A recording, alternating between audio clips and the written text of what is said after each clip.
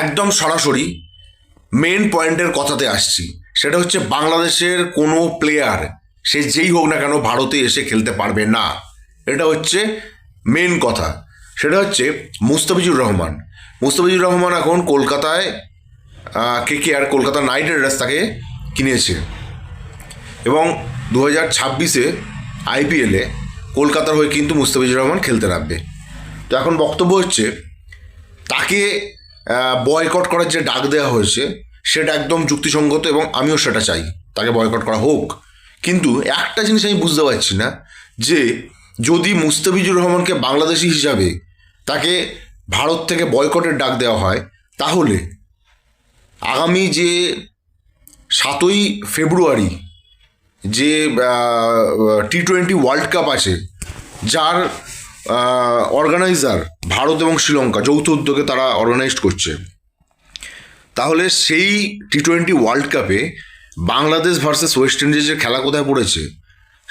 সেই খেলাটা পড়েছে কিন্তু ভারতের কলকাতার ইডেন গার্ডেনে। এই জিনিসটা কিন্তু ভালো করে বুঝতে হবে।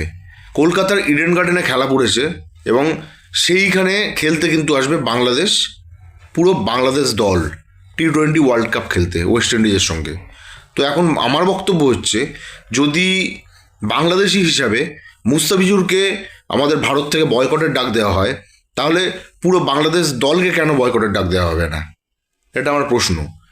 আর দ্বিতীয় কথা, যদি বয়কট করতেই হয়, তাহলে শুধু একজন মুস্তাফিজুরকে বাংলাদেশি হিসাবে বয়কট করবো কেন? আমরা পুরো বাংলাদেশ দলকে বয়কট করব।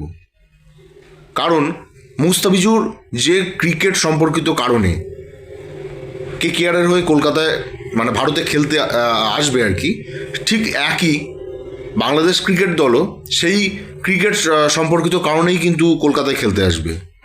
এখানে একটা দ্বিচারিতার ব্যাপার হয়ে যাচ্ছে না? যারা আওয়াজ তুলছেন তারা পুরো বাংলাদেশ দলের জন্য আওয়াজ তুলুন।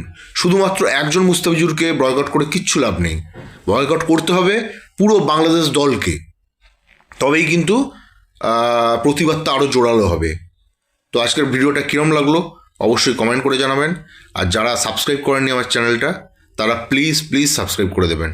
দেখা হচ্ছে পরবর্তী ভিডিওতে খুব তাড়াতাড়ি। ততক্ষণে সকলে ভালো থাকবেন, সুস্থ থাকবেন। জয় হিন্দ, জয় ভারত।